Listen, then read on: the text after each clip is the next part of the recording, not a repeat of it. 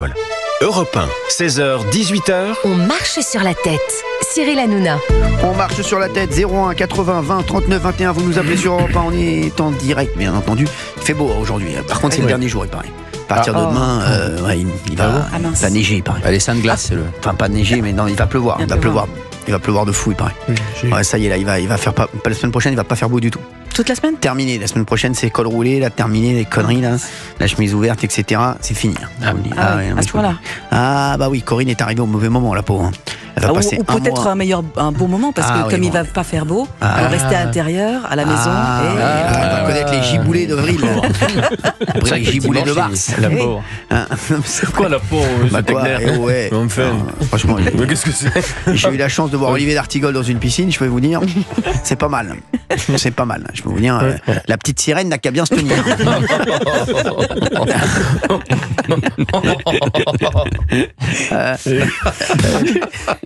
Allez. La peur des écailles.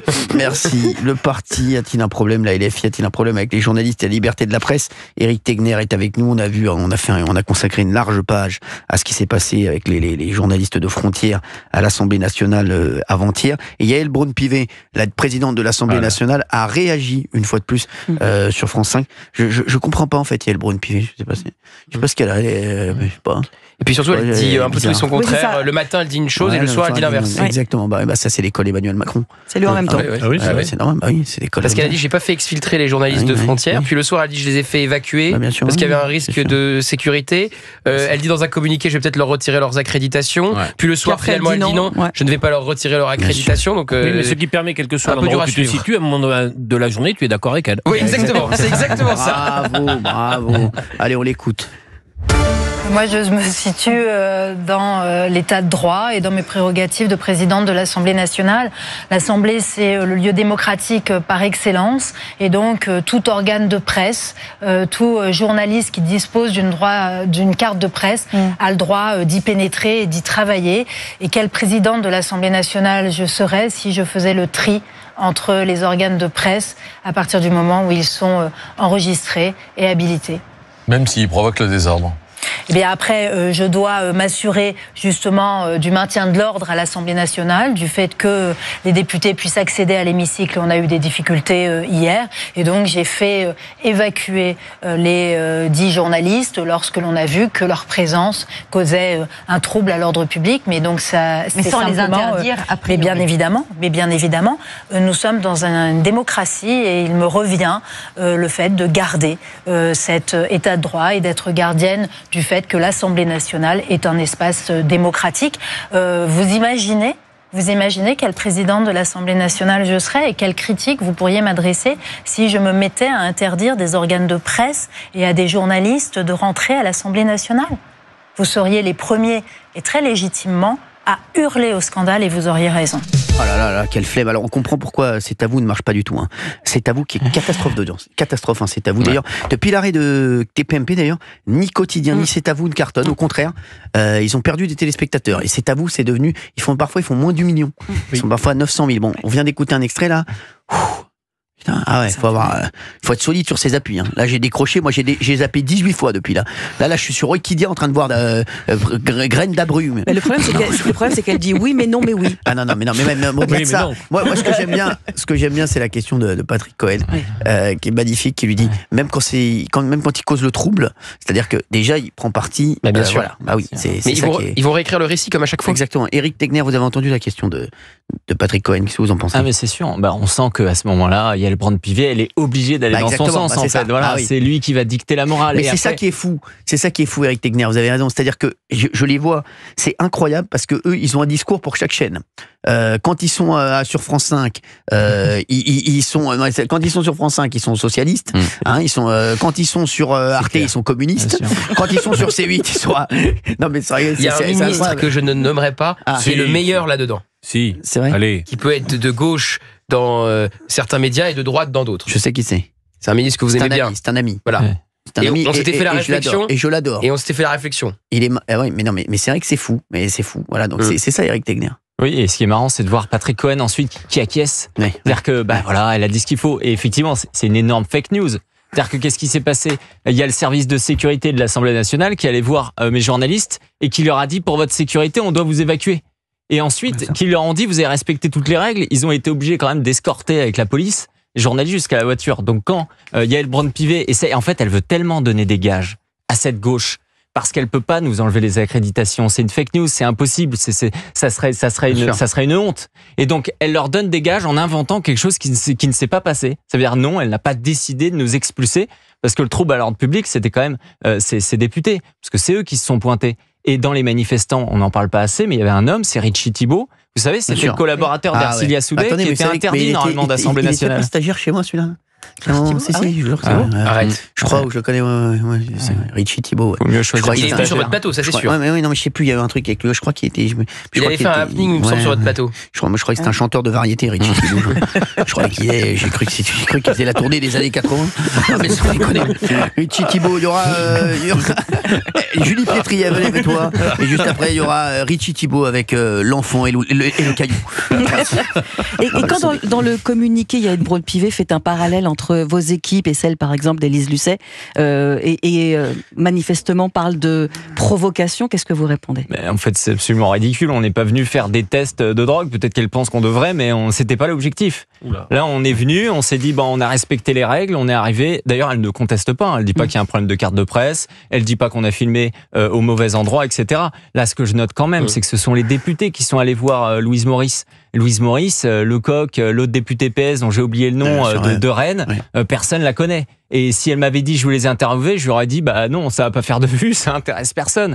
Donc c'est eux qui ont cherché justement à être dans une logique d'agressivité. Et quand je vois quand même ce matin Monsieur Coquerel qui explique non, il n'y a pas eu de contact physique. Pardonnez-moi, sur CNews et Europe 1, c'était clair. Exactement. Non, mais Coquerel, après, si on commence à en écouter Coquerel encore. Mais ça se voit en fait. Il y a les images. Il y a cette fameuse députée PS qui tente d'écraser contre le mur la jeune Louise Maurice et qui lui donne des coups de coude. Enfin, je veux dire, c'est lui qui la touche quand même avec sa main. Donc si ça, c'est pas avoir un comportement violent.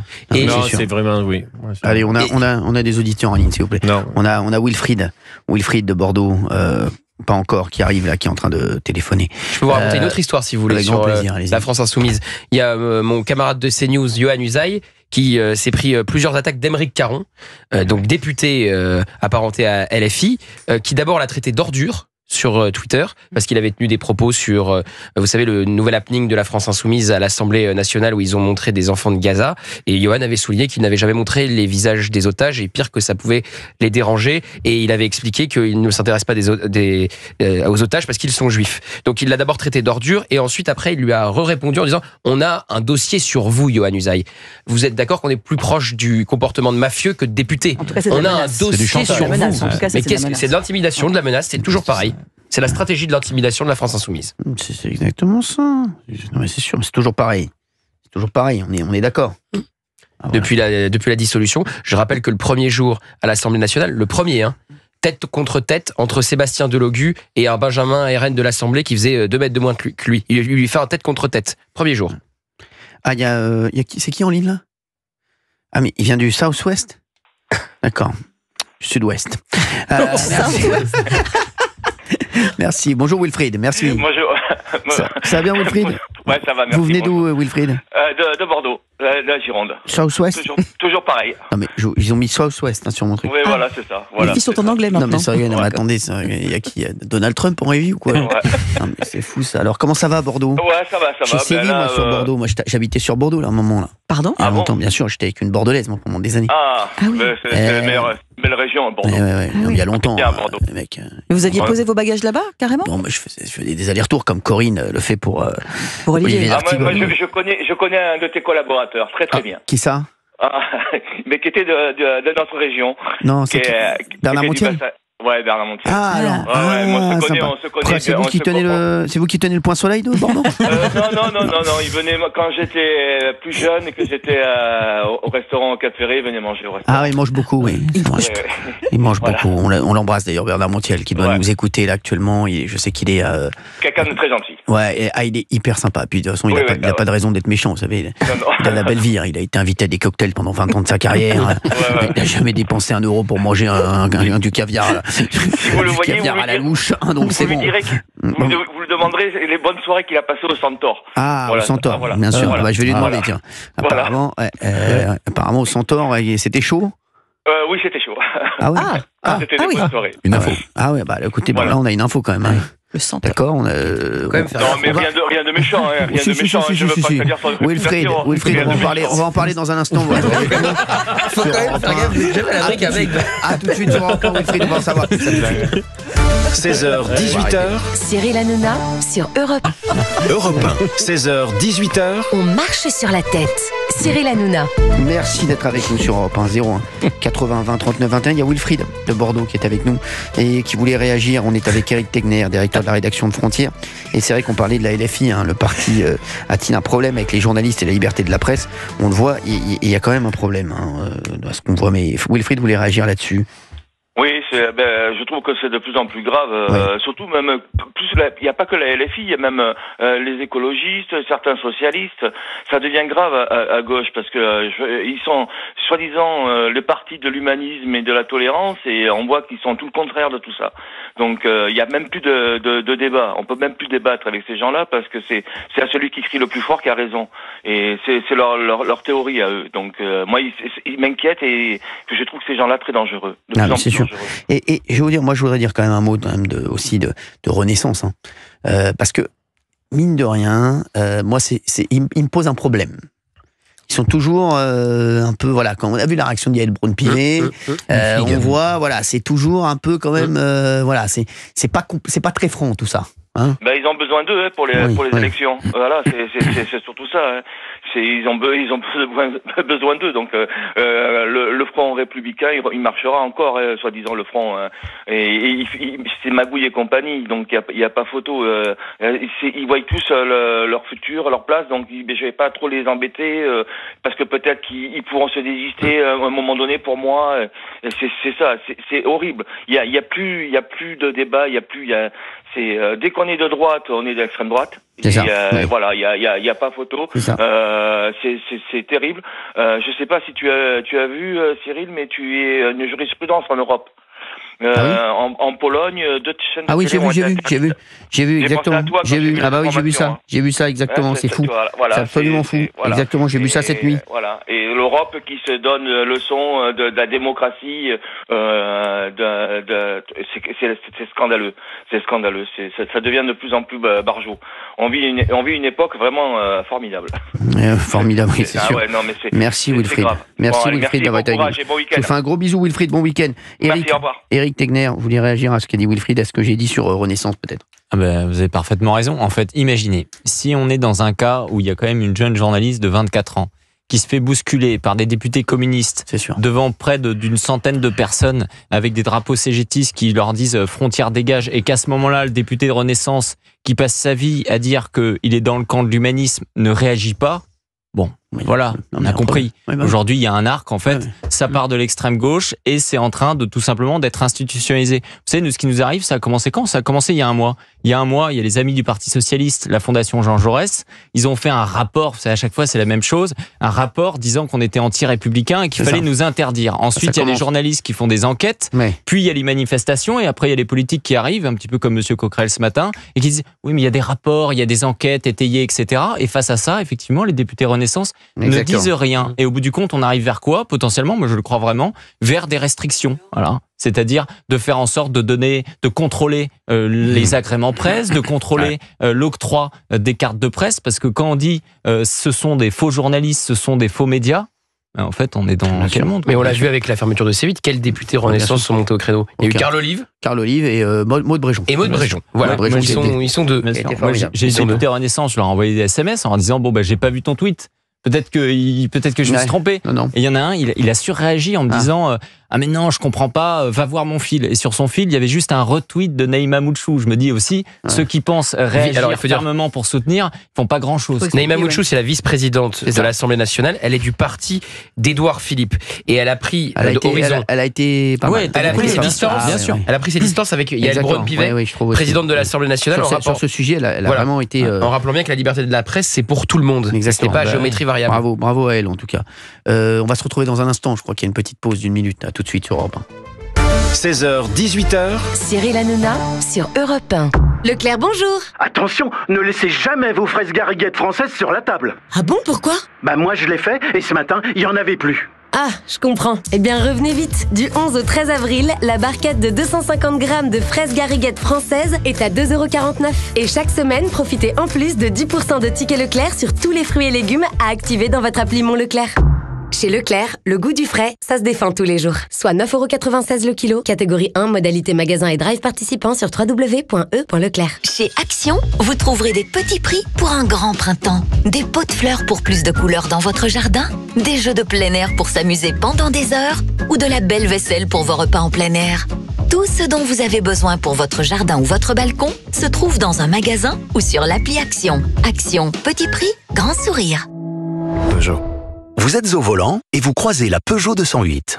Vous pensez, pas mal. Et si je vous dis qu'elle est proposée en version électrique, hybride ou essence, et qu'elle est à partir de 170 € par mois, et toujours jusqu'à 8 ans de garantie offert, là, vous pensez que c'est vous qui devriez être à son volant. LLD 49 mois, 40 000 km, premier loyer 2500 € pour une 208 style essence neuve réservée aux particuliers jusqu'au 30 avril, c'est acceptation crédit par. Garantie à l'URCAR, conditions sur Peugeot.fr. Au quotidien, prenez les transports en commun. Europe 1, 16h, 18h. On marche sur la tête. Cyril Hanouna. 16h41 sur Europe 1. Merci d'être avec nous en tout cas. Et merci Eric Tegner, le directeur de la rédaction de Frontières, d'être là. Il y a Francis de Moselle qui voulait réagir sur la LFI. Bonjour Francis, vous êtes où en Moselle, Francis ? Bonjour. Je suis à côté de Sarreguemines. Je connais très bien Sarreguemines. Et c'est vrai ? Bah oui. Dis-moi, je suis très très en colère déjà contre la LFI. Oui. En fait, quand on les entend parler, on dirait qu'ils ont que de la haine et regarde leur visage. Mais quand tu vois leur visage, tu as l'impression que c'est un chien qui va mordre, quoi. Ouais. Mais c'est un truc de dingue. Moi, ils me mettent hors de moi. Ces gens-là. Et puis Madame Braun-Pivet, hier, elle m'a vraiment déçu parce qu'en fait, elle aurait dû soutenir la journaliste plutôt que de les menacer, de les interdire d'entrer et réprimander un peu tous ces députés qui se sont vraiment, qui l'ont bousculé et tout. C'est les images se parlent d'elles-mêmes. Hein. Il n'y a pas besoin de commenter. On regarde les images, c'est inadmissible. Moi, j'ai des filles de cet âge-là. Franchement, si j'ai un mec comme ça qui pousserait ma fille, je crois que je deviendrais dingue. Mais bon, voilà. Mais les Français qui ont voté pour eux, pour la LFI, j'espère que la prochaine fois, ils vont vraiment prendre conscience que c'est des gens en fait qui sont là que pour foutre la zizanie et ne rien régler, de régler aucun problème dans la France. Bien sûr, on est complètement d'accord. Voilà. Et on peut pas choisir son média. On peut pas dire allez, on va faire venir que des gens qui pensent à la LFI et les autres on va les interdire. Moi je suis désolé. Quand on regarde les chaînes de télé, quand on regarde les journalistes, ça fait déjà trop d'années en fait qu'on nous met dans un cadre et en fait on nous formate. Et il y en a marre d'être formaté. Et il est temps que maintenant il y ait des radios libres qui disent un peu ce qu'ils pensent, CNews qui donnent un autre récit, oui. Parce que nous on est des Français en fait, on ne parle jamais. Mais on a de la haine entre nous là qui est en train de monter. J'ai une entreprise de transport, j'ai 11 salariés, je deviens fou avec tout ce qu'on a payé. Ah oui, c'est ça. Mais avec tous les trucs qu'on a payés, et il n'y a jamais de l'argent dans les caisses de la France, il n'y a jamais rien. Non, ça c'est sûr. Ça devient dingue. Ça devient dingue. Et on peut pas choisir son journaliste. C'est ou tout le monde ou personne. Et par contre, alors, monsieur de Frontières, je sais pas, il est encore là? Eric Tegner, il est encore là. Ouais. Alors, est-ce qu'il a déjà fait, en fait, une tribune sur le RN pour dire, pour un peu critiquer le RN ou pas? Ou est-ce qu'il critique que la gauche? Vous avez souvent critiqué le RN? Donc, mais c'est ce qu'il faut, en fait. Il faut un journaliste qui puisse critiquer le RN, qui puisse critiquer la gauche, qui puisse critiquer la droite, et en fait, et là donc c'est un journaliste en fait qui est libre. Et quand on voit certains journalistes, et en fait ils ont tellement d'idées qui sont mises, et c'est pas possible, voilà. Il va vraiment pas possible. Eric. Moi j'ai un défaut, c'est que j'ai pas ma langue dans la poche. Donc c'est ce qui fait que j'ai pas beaucoup d'amis. Donc j'en ai toujours pour me critiquer. Je suis d'accord. Après, il y a un fait, c'est que il y a quand même plus de choses à dire sur LFI. Voilà, c'est-à-dire que c'est quand même les gens qui, dès qu'on fait une enquête sur eux, on a fait 4 mois de travail, ils se disent, au lieu de se faire tout petit et peut-être d'essayer de faire en sorte de faire le nettoyage dans leur rang, ils se disent, on va organiser une manif au sein de l'Assemblée nationale. C'est quand même un réflexe. Ce qu'on a vu au mois de juillet dernier, quand le journal Le Monde a fait quand même un article s'intitulé « Les 126 collaborateurs du Rassemblement national qui posent problème ». Est-ce qu'on les a vus s'organiser une manif avec des drapeaux géants? Non. Et vouloir interdire le journal, parce que tout ça part de la volonté de LFI d'interdire Frontières, le magazine, dans le kiosque de l'Assemblée nationale où les députés peuvent aller acheter les titres de presse qu'ils souhaitent. Donc ça part d'une volonté de censure. Ce sont les mêmes qui ont réclamé la mort de C8 et qui criaient « Place de la République ». Cyril Hanouna dehors, à qui l'Arcom a donné raison et à qui Renaissance par son silence a donné raison. Et résultat, ça va vous faire plaisir Cyril, je vous dis en exclusivité, le résultat c'est quoi? C'est que on est en rupture de stock de magazines. On en réimprime 15 000. Je suis bien d'accord. Et on n'a jamais autant vendu de notre vie. Je suis bien d'accord. Donc c'est la réponse. Comme quoi, ça devrait faire réfléchir aussi celles et ceux qui veulent s'opposer, c'est leur droit. Exactement, c'est exactement le même cas que C8. Et en fait, c'est les idiots utiles.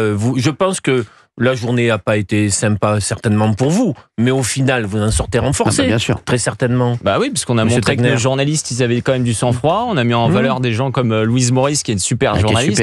Super. Hier, franchement, elle était top sur le plateau. Et en fait, on a montré dans notre magazine par une enquête que ils étaient violents et dangereux. Bon, finalement, il y avait juste besoin d'aller couvrir une de leurs manifs, ça suffisait pour le prouver. Oui, Gauthier. Non, mais je trouve cette histoire est en tout point absolument dingue. De par le silence ensuite du reste de la presse. C'est-à-dire que vous avez entendu beaucoup de chaînes de télé et de radio en parler. Et maintenant, je vois, comme d'habitude, la volonté de réécrire le récit, parce que Frontières, ce sont les méchants, donc ils ne peuvent pas être les victimes, ce ne sont pas les bonnes victimes. Une journaliste de 24 ans de l'Humanité agressée par des députés RN, ça c'est formidable, ou du moins intimidée, qui subit un coup de pression. Une journaliste de 24 ans de Frontières qui subit un coup de pression, qui est intimidée, qui prend des coups de coude de la part d'une députée PS, ça c'est pas possible, mauvais bourreau, mauvaise victime. Donc il faut réécrire le récit, et il faut dire que c'est Frontières qui a fait de la provocation, et qu'au fond ils l'ont bien cherché. C'est des menteurs, hein. Regarde, il y a un article de Mediapart qui s'intitule « À l'Assemblée, le mauvais coup du RN et du magazine Frontières ». Voilà, ça y est, c'est hallucinant. Vous savez qu'il y a même une journaliste de l'opinion qui a inventé que la veille, j'étais venu à l'Assemblée nationale, moi, elle me cite, et que j'ai eu un rappel à l'ordre. Ça fait un mois que j'ai pas mis les pieds à l'Assemblée nationale. C'est-à-dire qu'en fait, leurs sources, ça va être repris par d'autres. Mais il faut ça à chaque fois. C'est ça. Et surtout, Crépol est l'exemple parfait. Thomas, jeune rugbyman qui prend un coup de couteau et qui fait la fête tranquillement avec ses copains, qui prend un coup de couteau de la part de la bande de Romans-sur-Isère. Même chose, mauvais bourreau, mauvaise victime. Donc faut réécrire. En fait, c'était deux bandes. En fait, c'était une rixe. En fait, il y a eu des insultes racistes des deux côtés. C'est toujours pareil. C'est toujours pareil. Ils choisissent leurs victimes et leurs bourreaux. Et surtout, je ne veux pas être insultant, mais je trouve qu'ils ont une propension à se victimiser quand même qui est énorme. C'est-à-dire que si on écrit, c'est bon, on n'est pas le Figaro, on n'est pas le JDD, on n'est pas Le Monde. C'est-à-dire qu'en fait, on n'est pas un énorme média. Et donc, si à un moment on écrit 8 pages sur eux dedans et qu'ils en viennent à faire une manif et à essayer d'expliquer, oui, on va être menacé, les gens d'ultra-droite vont voir l'endroit où on travaille. Bah oui, on sait tous que les collaborateurs ils travaillent à l'Assemblée nationale. On n'a rien révélé là-dessus. Ça montre quand même qu'en fait, ils sont pas habitués à ce qu'on les critique. Et donc, ça montre que tous les autres médias à gauche, ils font pas leur travail. Vous pouvez critiquer tous les assistants du RN avec des enquêtes au long cours. Si vous faites une enquête sur les assistants de LFI, on vous demande de partir de l'Assemblée nationale, on vous demande la censure du magazine. C'est pareil, le deux poids deux mesures, chimiquement pur. Francis, merci d'avoir été. Va poser plainte. Francis Oui, c'est Gilles-William Goldnadel. Est-ce que Frontières va porter plainte Ah bien sûr, on l'a annoncé dans un communiqué dès le soir même. On a choisi les bons mots parce que nous on n'était pas du tout dans la surenchère, contrairement à ce que disent les journalistes. Moi j'ai d'abord passé 1 heure avec mon équipe pour les faire parler, parce que dans ce genre de moment il y a quand même besoin un petit peu de se lâcher entre nous, et ça c'est important, le contre-coup. Et ensuite on a bossé ce communiqué, et donc Gilles-William Goldnadel va porter plainte. Donc on verra contre qui précisément on portera plainte. Mais franchement, si on porte pas plainte là-dessus, c'est pareil, c'est comme les députés Renaissance. S'ils ne se plaignent pas sur ce type de sujet, il y a un souci. Merci en tout cas, merci Francis d'avoir été avec nous. Et Cyril, Francis, avec grand plaisir. Oui. Est-ce que tu pourrais faire, parce que tu sais, on est un peu toujours filtré dans les standards, est-ce que tu pourrais faire une fois une émission où pendant 20 minutes, tu décroches le téléphone et c'est un sujet libre? Tu vois, faire un nouveau truc d'émission, allez, pendant 20 minutes, vous avez le sujet libre. Bien sûr, je peux décrocher moi-même. Sans filtre personne, c'est un sujet libre. J'ai déjà fait. Je peux décrocher le téléphone, il n'y a aucun problème, Francis. C'est quelque chose que je peux faire avec plaisir. Avec plaisir, Francis, c'est quelque chose que je peux faire avec plaisir. Francis, on le fera. On le fera, Francis. Je décrocherai moi-même le téléphone, on va mettre Shannon au RTT ce jour-là. Bah, merci, vous êtes un amour. Merci, Francis. Merci, Francis. Merci, Francis. Il y a Isabelle des Alpes-Maritimes. Bonjour, Isabelle. Bonjour Cyril. Comment ça va, Isa? Comment elle va, celle-ci là? Ça va. Alors? Je suis pas à Monaco cette année. Moi, je devais aller à Monaco moi là ce week-end là, mais. Et vous allez en Corse, non? Bah ouais, j'ai un tournoi. Ouais. Je devais aller à Monaco. Ça termine blanche, oui. Ouais. On m'a appelé là, il fallait que je. Tiens, on m'a appelé d'ailleurs pour un truc là à Monaco là. Tiens, je vous amènerai. Tiens, sympa. Ça va. Le Grand Prix Mi-février. Vous verrez, j'irai peut-être. Mi-février? Ah, mi-février. Mi-mai. Ah, mi-mai. C'est pas le Grand Prix. Vers le 16 mai. Et on pourrait venir avec vous éventuellement? Oui, je vous amènerai. C'est quoi le 16 mai? Un gros événement? Ça va, c'est pas mal. Le Grand Prix de Monaco. C'est pas mal. Je sais pas. Nous aussi, on peut venir. Bien sûr, Isabelle. Vous êtes où là? Moi, je suis à Nice. Nice, j'adore. Mais il y avait, il y a des collègues d'une autre radio qui sont allés à Nice aujourd'hui, non? Peut-être. C'est ce qu'on m'a dit. J'ai eu des potes qui m'ont dit oui, c'était à Nice. Ça va, ça se passe bien à Nice? Il fait beau là? Oui, il fait très beau. Ouais, je sais, il fait beau partout là. Par contre, demain, j'ai eu des échos là, ça va pas être fou. Voilà. Demain, et dimanche non plus. Ça dimanche, je sais. Dimanche, là, c'est la fin des haricots là. Ça y est, là, c'est terminé. La finale, ça va être bien dommage. Sûr, la finale, je sais. Je sens que on va voir. Là, il y a les quarts de finale là qui jouent là actuellement. Il y a Tsitsipas là qui joue. Il y a Tsitsipas. Merci en tout cas, Isabelle. Merci, ça nous a fait plaisir de parler un petit peu du temps avec vous. On se rappelle dans la semaine. On se rappelle milieu de semaine. On se rappelle mardi, mercredi. Oui, Isa. Oui, mon Isa. Oui, alors moi je pensais que les LFI et la gauche, la majorité maintenant, parce qu'ils deviennent de plus en plus débiles, à gauche, ils n'ont pas de problème avec la liberté de la presse en fait. Du moment qu'on est d'accord avec eux, il n'y a pas de souci. Voilà. Sinon, ils font comme ils ont fait pour vous. Ils ciblent, ils font des caricatures, ils mettent des cibles dans le dos des gens, ils envoient des fake news, c'est la désinformation, et puis voilà quoi. Et puis il y en a un qui reprend une fake news, et elle est reprise par tout le monde derrière. Je sais pas si vous avez remarqué ça. Et Eric Techner, là, que je salue, je regarde le soir avec. C'est adorable. Merci. Voilà. On est content. Je sais pas, c'est hier soir qu'on en a parlé. Il y a un intervenant, j'ai oublié le nom. Il est super, ce gars qui est avec vous là dans l'émission. Et il a expliqué ça très bien justement. Il disait qu'ils étaient formatés comme ça et qu'on leur apprend justement à ne pas discuter avec la droite. C'est Olivier Vial, le fondateur de l'Observatoire du wokisme. Voilà, c'est ça. C'est lui. Voilà. Et donc, il expliquait ça très bien hier soir. Et c'est exactement ça, en fait. Dès que vous n'êtes pas d'accord avec eux, vous êtes facho, vous êtes d'extrême droite. Et puis voilà. Mais eux, par contre, ils se gênent pas. Et ce matin, Éric Coquerel a encore dit... j'ai regardé, mais j'en ai marre de les voir, en fait. J'en ai marre de les entendre dire le contraire de la réalité. C'est un truc de dingue. C'est compliqué. Comme pour Sciences Po, pareil. Voilà, les pauvres étudiants de l'Uni là qui sont montrés du doigt, qui sont donnés en pâture. Enfin, c'est un truc de fou, quoi. Le jeune qui a écrit le livre La Terreur violette ou je sais pas quoi là. Il est drôlement courageux, ce petit jeune. Exactement. Merci. Merci Isabelle d'avoir été avec nous. Donc voilà. Je vous fais un gros bisou. Ouais. Je vous fais un bisou aussi à tous. Moi aussi. Bon, et vous allez regarder un peu le tennis là quand même? Demain. Je regarde. Là, parce que là, je travaille. C'est important de bosser. Moi, je suis le seul ici à bosser. Oui, c'est ça. Il y en a quelques-uns qui bossent encore dans ce pays. Je sais, mais je parlais dans le studio. Et Olivier, il dort ou quoi? Non, je trouve aussi. Il y a sa femme qui est arrivée tôt ce matin. Là, je peux vous dire que. Il est fatigué. Il a tout donné ce matin. Je veux dire qu'il a tout donné ce matin. J'ai entendu qu'il était descendu en charentaise. Vous êtes bien informé. Il est descendu en charentaise, payé le taxi, là. Il était au bout du rouleau. Merci Isabelle d'avoir été avec nous. Je vous embrasse fort, Isa. C'est un amour. Alors, oui, Cyril, je voulais dire un truc, c'est que les amis, on est tranquilles, hein. Emmanuel Macron a dit que Boualem-Sansane bénéficiait d'un traitement spécial. Hein. Ouais, donc on est tranquille. Donc c'est bon, on est tranquille, exactement. Il est bien là-bas, il n'y a pas de souci. C'est ça, ça veut dire, exactement. Merci Isabelle. Isabelle, on l'adore. On l'adore, Isabelle. Vous êtes incroyable. Je vous embrasse, Isa. Toujours un bonheur de vous avoir. Merci. Je voudrais remercier Eric Tegner d'avoir été avec nous. Merci Eric, directeur de la rédaction de Frontières. Rupture de stock. Oui, comme Valérie Benaïm, elle est en rupture de stock également. C'est plus la peine d'essayer de lui laisser des messages, des DM. Et on va faire une campagne d'affichage géante dans tout Paris à partir de jeudi prochain. Non, c'est pas bien sûr. Et avec un bon bandeau, le magazine qu'ils veulent interdire. Il soit content. Il est fort. Merci d'avoir été avec nous. On se retrouve dans un instant sur Europe 1. On va parler de Kylian Mbappé, tiens. Il y a Gilles Favard qui viendra nous rejoindre. Il est énervé. Ça fait plaisir, ça va me changer de Géraldine Maillet. Un vrai journaliste sportif, à tout de suite sur Europe 1. Europe 1, 16h-18h, on marche sur la tête.